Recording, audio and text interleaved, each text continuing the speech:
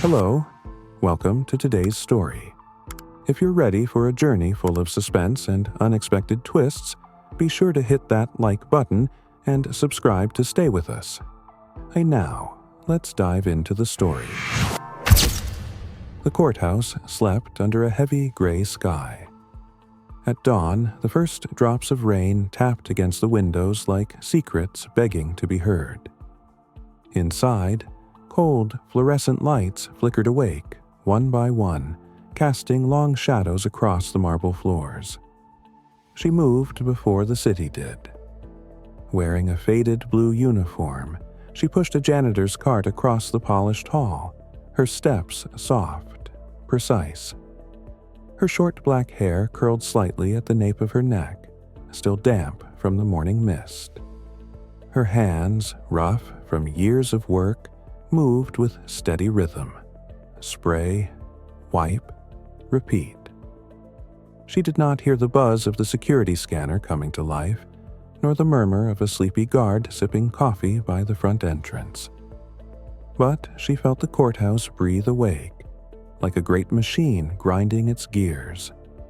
No one looked at her, not the lawyers rushing past with phones pressed to their ears, not the clerks balancing coffee trays and case files, not the guards exchanging tired jokes in the hallway. To them, she was part of the building, like the elevator, the fire extinguisher, or the rusted bench in the waiting room. She was always there, always quiet, always invisible. But she saw everything. She watched the way a young attorney hesitated before entering the courtroom 3. The way the cleaning lady for the cafeteria always avoided eye contact with a certain judge. The way the head clerk typed with only one hand when no one was watching. None of it meant anything to anyone else. But to her, it was a language. Her silence wasn't empty. It was filled with 1,000 pieces. She read lips with the same ease most people read signs. She felt vibrations on the floor the way others sensed footsteps. She noticed when someone's smile didn't reach their eyes, when a handshake lasted too long, when two people passed each other without speaking, but everything in their bodies screamed familiarity. She was deaf, but she was never unaware. That morning, as she emptied a trash can near courtroom 5, she noticed something strange. A man in a dark suit, not unusual, stood by the vending machine. He wasn't buying anything. He was waiting. Then another man approached. Younger, nervous, they didn't speak. The older man looked down, tapped his ring against the side of the machine. Once, twice, a pause, then once more. The younger man nodded slightly, glanced down the hall and walked away. Just another moment in a busy building. Just another pair of men in suits. But her eyes stayed on the vending machine long after they were gone. That night, as the courthouse emptied and the echo of voices faded, she returned with her cart. But instead of cleaning, she stood still, alone in the silence that had always been her world. And for the first time, she realized something. Something was speaking to her, not with words, with signals, with patterns, with silence. She worked the late shift that week. Fewer people, longer shadows, more time to notice what others missed. Each courtroom had its own scent. Old wood and ink in courtroom 2. Cheap cologne and tension in courtroom 5. Coffee and dust everywhere else. The air was thick with stories no one wanted to tell. She didn't read books anymore. She read people. Every night, she traced the same path, floor by floor, room by room, as if walking through layers of secrets. Her mop glided over scuff marks left by rushed lawyers. Her cloth erased fingerprints from the glass doors, fingers that had trembled, clenched, hidden guilt. She wasn't just cleaning. She was collecting silent evidence. One night, in the break room, She paused beside a forgotten TV screen. The evening news was on, subtitles flickering too fast. A headline caught her eye. Mega trial begins. Business tycoon faces corruption charges. She saw his face. Slick gray hair, smile too perfect. A man used to power. The caption underneath read, "Jury selection begins Monday. Judge Holloway presiding." She had seen him before, not on TV, but in person, months ago, in this courthouse. His eyes were colder in real life. She leaned closer to the screen. There he was again, stepping out of a black car surrounded by cameras. Behind him, a man with sharp eyes and an expensive briefcase. His lawyer, she guessed. She didn't hear the anchor's voice, but she didn't need to. She could read the tension in the man's jaw, the way he scanned the crowd, not afraid, calculated. The next day, they arrived. The businessman, the lawyer, the cameras. The courthouse changed overnight. Security doubled. Reporters lined the steps. Everyone walked faster, talked louder. People cleaned up their desks and wore nicer ties. But she didn't change. She moved as she always had, quietly, unseen. In courtroom 5, where the trial would take place, she cleaned with more care than usual. She noticed a worn edge on the prosecutor's desk, where someone had gripped it too often.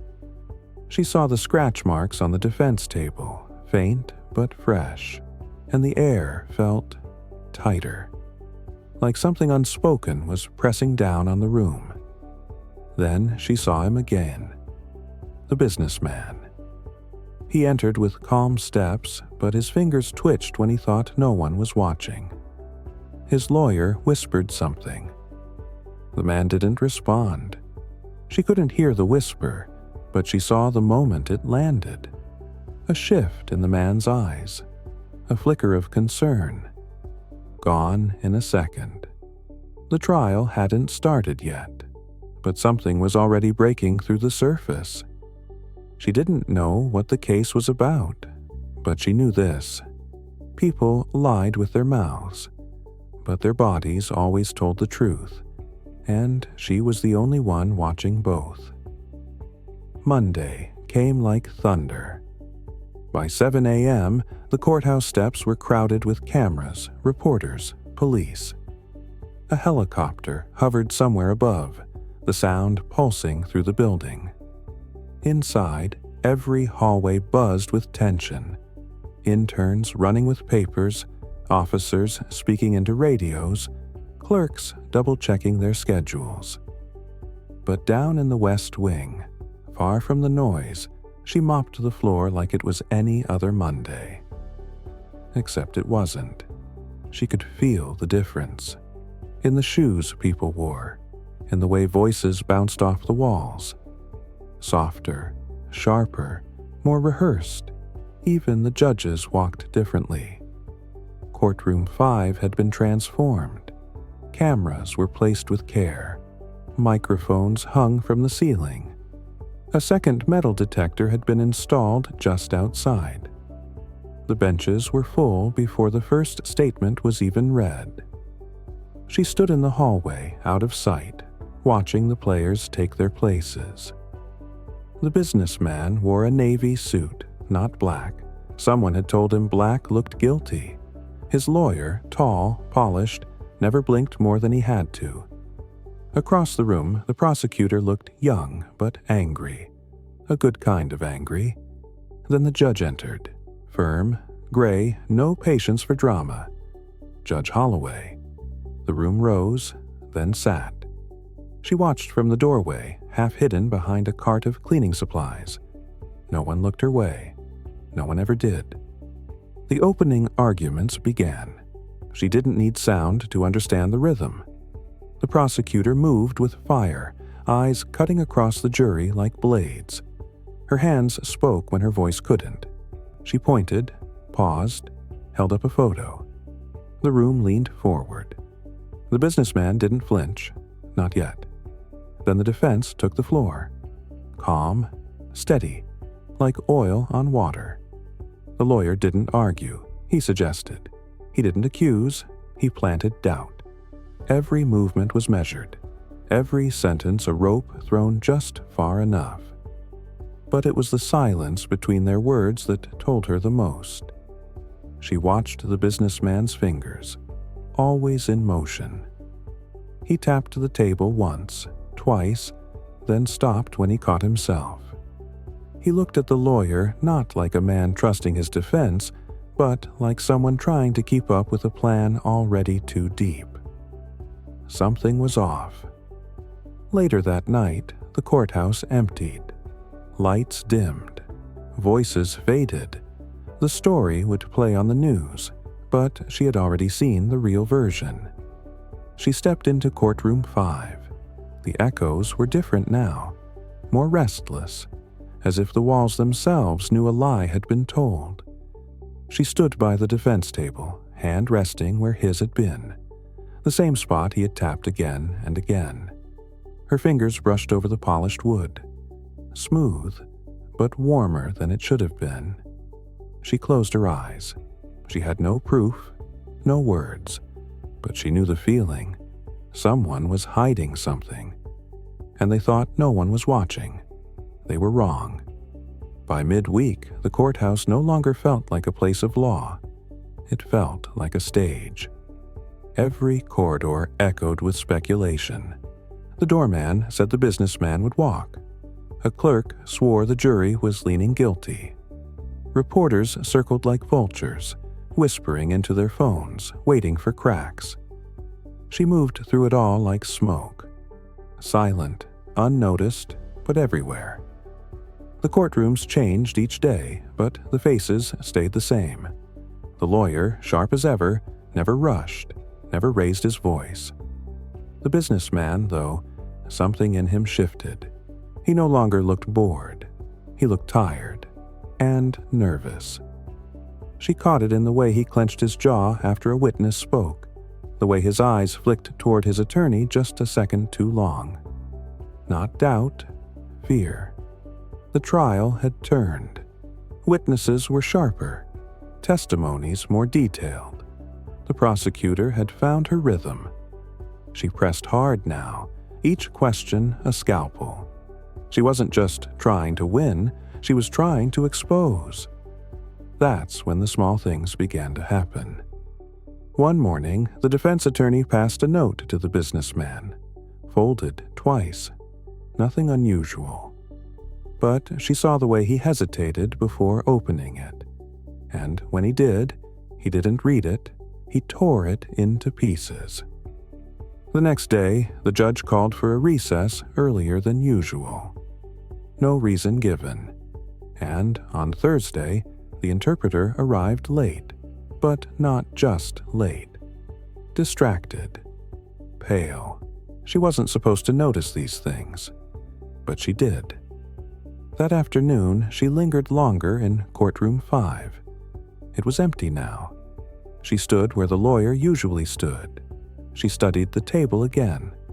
Her eyes caught something new, a smudge, barely visible near the edge. Not dirt. Something oily, thin in the shape of a fingerprint. She followed it with her fingertip, then stepped back. In her pocket, she carried a small notepad, pages creased and worn. She opened it and began to sketch what she'd seen, the pattern of taps, the times they happened, the way the businessman reacted each time. It was a sequence, not random, a pattern of control. Later, in the break room, she sat alone, coffee machine humming behind her. The courthouse felt hollow after hours. Her hands moved across the paper again, this time sketching the gesture the lawyer made during each pause. A quick, flat press of his palm against the table. A signal. To anyone else, meaningless. To her, it was a sentence without words. He was telling the businessman what to say, how to react in real time. Not just coaching, directing. She leaned back, notebook in hand, heart heavy. What she had wasn't evidence, not yet. but it was enough to know. This case wasn't just about one man on trial. There was something deeper underneath, and she was the only one who had seen it. The evening air was thick with the promise of something heavy. The courthouse, which had once been so full of life and movement, now felt like a coffin, oppressive, suffocating. The lights flickered as she made her way through the halls, the dim light casting long shadows on the walls. It was late, later than she normally stayed, but she couldn't shake the feeling that something was about to break. Her fingers grazed the cold metal of the hallway doors as she passed, each one seeming to hum with the weight of her discovery. She had to act. She had to do something. But what? She reached the courtroom, the door creaking open slowly. It was empty, as it had been earlier. But now her eyes weren't scanning for smudges or fingerprints. Number now. She was searching for something more elusive. The table. The one where the lawyer had pressed his palm. She moved closer. The sound of her footsteps was a quiet whisper on the polished floor, but to her it felt deafening. Her heart raced as she crouched down, inspecting the table more closely this time, focusing on the exact spot she'd marked in her mind. She ran her finger over the smooth wood, searching for anything, any small detail that would reveal more. Her eyes widened when she found it. Another mark, a tiny dent, not a mark made by force. Number. This was different. It was deliberate. Her pulse quickened as she looked around, making sure she was still alone. She couldn't shake the thought that someone might walk in, someone who could undo everything she had pieced together in her mind. She reached into her bag and pulled out a small, cheap mirror, something she kept for cleaning the floors, and angled it against the edge of the table, looking beneath it. That's when she saw it. A barely visible scratch beneath the surface of the wood. Thin, almost invisible, but unmistakably deliberate. A hidden message? Her hands shook as she traced the pattern, memorizing it. Just then, the door swung open. She froze. Her heart stopped as the figure of the defense lawyer entered the courtroom, his footsteps steady, purposeful. He looked around briefly, his gaze sweeping across the empty room. His eyes stopped when they met hers. There was no surprise in his expression, only a flicker of recognition. For a long moment, neither of them moved. The weight of what she had uncovered hung between them like an unspoken truth. The lawyer's eyes never left her face, and she could see the slightest tension in his posture, the way his hand twitched near his coat pocket. He knew, and in that instant, something in her shifted. She was no longer just the invisible janitor, no longer just the woman who cleaned up the messes others left behind. She had become a player in this game. She had the answers, answers that could shatter everything. Her mouth went dry as she realized the stakes had changed. He stepped forward, breaking the silence, and for the first time, his voice was calm, measured, almost friendly. "What do you think you're doing here?" She didn't answer. She didn't have to. The truth was already written on the walls. The only thing left now was to let it unfold. The lawyer's voice was calm, too calm. He knew she had found something. The way his eyes narrowed, just slightly, told her everything. It was as though he was trying to measure her, assess just how much she truly understood. She stood frozen in the stillness, her heart racing. The weight of the moment was suffocating. She could feel the cold, sterile air pressing in on her from all sides. In her hands, the truth felt heavy, almost too heavy to bear, but she wasn't going to back down. Not now. The lawyer took another step toward her, the quiet click of his shoes against the floor making her flinch. He stopped a few feet away, his posture still relaxed but his eyes sharp, calculating. "You don't belong here," he said, his tone laced with an unspoken threat. "This is above your pay grade, don't you think?" She didn't flinch. She knew the danger. She had always known the risks of looking too closely. But her silence spoke louder than words ever could. He smiled, almost pityingly. "You should go. Forget what you saw." He turned to leave, his footsteps echoing through the empty courtroom. But she wasn't done. The second he was close to the door, she spoke, her voice steady but low, carrying the weight of everything she had uncovered. "You're lying." He froze, hand on the doorknob, his back still to her. The silence between them was thick. She felt her pulse pounding in her ears. She couldn't let this go.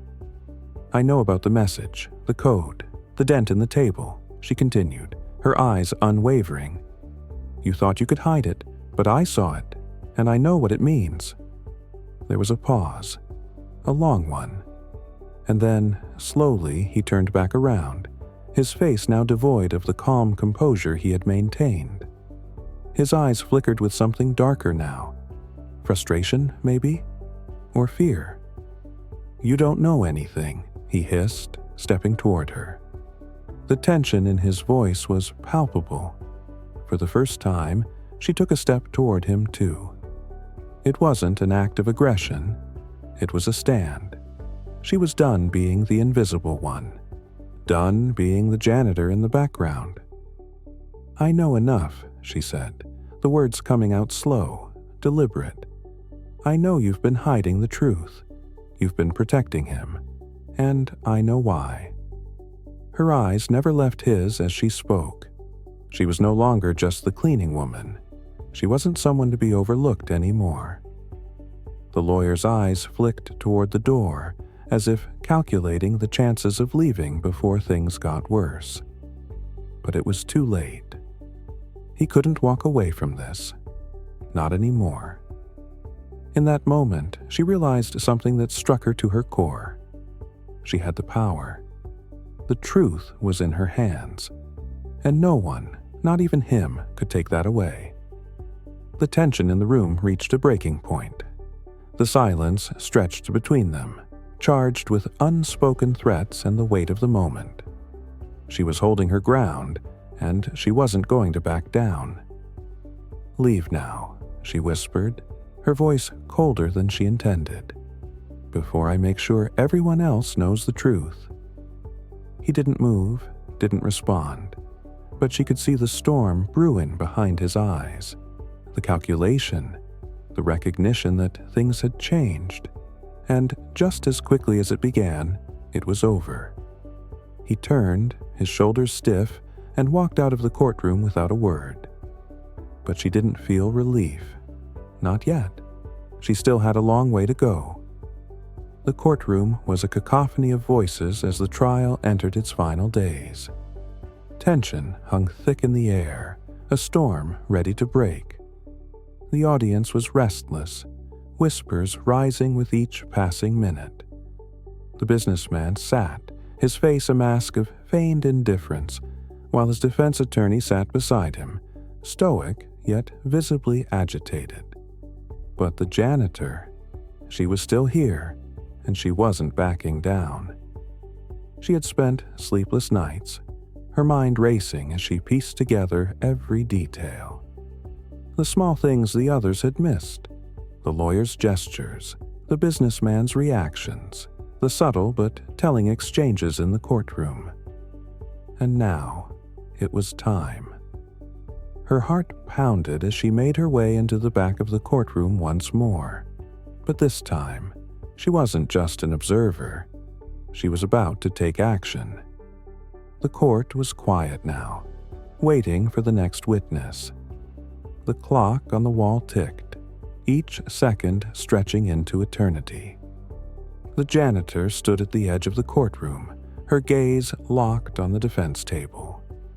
She couldn't let them lie their way out of this. She glanced around the room, ensuring no one had noticed her approach. The door to the back office was ajar. The file she needed was there, hidden under layers of paperwork. She had followed the trail, found the information that would finally expose the truth. The man she had been watching for weeks now had done what he thought was impossible. He had buried the truth in plain sight. But he hadn't counted on her. She entered the back office, closing the door quietly behind her. The file was there, just as she had left it. The documents inside weren't just proof of his crimes. They were the final pieces of the puzzle that no one had dared to uncover. Her hands shook as she sifted through the papers. She could feel the weight of what she was holding. This wasn't just about her anymore. This was about all the lives that had been ruined. The people who had suffered because of the man at the center of this courtroom. She could hear the faint hum of the fluorescent lights above her, the rustle of the papers as she flipped through them, the sharp breath she took as the final document came into view. This was it. The truth was undeniable now. The businessman wasn't the mastermind he claimed to be. The murder was no accident. The man had been hiding something far worse than anyone could have imagined. And the people who had been covering for him, his trusted allies, the ones who had manipulated the case, were about to be exposed. She could feel the adrenaline rush through her veins as she prepared to make her move. She was about to take the stand, not as a witness, but as the person who would end it all. With the documents in her hands, she stepped back into the courtroom where the trial was in full swing. The judge was speaking, and the crowd was growing impatient. The lawyer was in the middle of his defense, his words smooth and polished, but they had no substance anymore. The janitor walked down the aisle, the silence in the room swallowing her as she passed the rows of seats. Her heart raced, but her expression remained calm, determined. She was no longer the invisible woman in the background. She approached the defense table, and for a moment, the room fell silent. The businessman looked at her, his eyes narrowing. The lawyer froze, mid-sentence, his jaw clenched. The janitor raised her hand slowly, the papers tightly grasped between her fingers. She didn't say a word. She didn't need to. Her actions would speak louder than anything the lawyer could say, louder than any defense they could offer. The judge turned to her, his eyebrows raised in confusion. "What is this?" he asked, but his voice lacked the usual authority. There was something unsettling in the air now.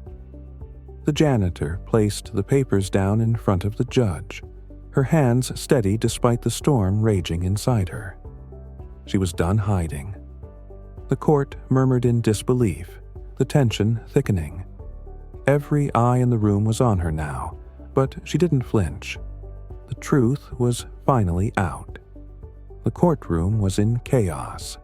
Murmurs, gasps, and frantic whispers filled the air as the janitor's papers were laid bare in front of the judge. The businessman's lawyer was frantic, reaching for the documents, but the damage had already been done. The truth had been set loose, and it was more powerful than any defense they could mount. The judge, his hands trembling slightly as he picked up the file, read through the pages, his brow furrowed with disbelief. The room was silent now, each person holding their breath, waiting for the inevitable fallout. The businessman sat frozen, his face drained of color as the secrets of his involvement in the murder were slowly revealed. Details he had carefully crafted to protect his image, his wealth, and his empire. But now they were shattered. And it wasn't just the businessman who was exposed. The lawyer who had worked tirelessly to bury the truth was now implicated as well. The network of corruption that had woven itself around the case, that had buried the voices of the innocent, was coming undone piece by piece. The janitor, standing motionless in the back of the courtroom, felt a strange calm settle over her. The adrenaline that had been coursing through her veins now gave way to something else. Satisfaction? Relief? Or was it simply the quiet understanding that this moment, this truth, would change everything? The prosecutor, who had once been on the sidelines, now stood taller, his voice rising as he moved forward with the newfound evidence. "Your Honor," he said, his words sharp, commanding, "this is irrefutable. The defendant and his counsel have lied, manipulated, and obstructed justice for far too long." As the prosecutor spoke, the janitor turned away from the center of the courtroom, her role now complete. She had done what she came here to do. She had brought the truth into the light, but the weight of it still hung heavy in her chest. The case was no longer about a businessman accused of murder. It was about a system that had allowed someone like him to thrive, to take advantage of the very system that was supposed to protect the innocent. And the janitor, the woman who had always been overlooked, the one who had never been seen, was the key to bringing it all crashing down. Hours later, the courtroom was empty. The judge had adjourned the trial for the day, but the implications of what had just transpired still lingered in the air. The businessman was escorted out in handcuffs, his face a mask of defeat. The lawyer, too, was taken into custody, his future uncertain. The courtroom that had been filled with tension now stood as a silent witness to the unfolding justice. The janitor, though, had left long before the final verdict. She wasn't there for the applause, for the recognition. She didn't need it. She had done what needed to be done, and that was enough for her. But as she walked through the empty halls of the courthouse one last time, a sense of clarity washed over her. She had lived in the shadows for so long, her silence her greatest ally. But now, she understood that her strength had never been in the silence itself. It had always been in her ability to listen, to see what others couldn't. And with that understanding, she left the courthouse for good, the weight of the world no longer pressing on her shoulders. For the first time, she was free. Thanks for joining us on this journey. If you enjoyed the story, don't forget to like, subscribe, and leave a comment below. Until next time, keep your eyes open, because sometimes the truth hides in the silence. See you soon.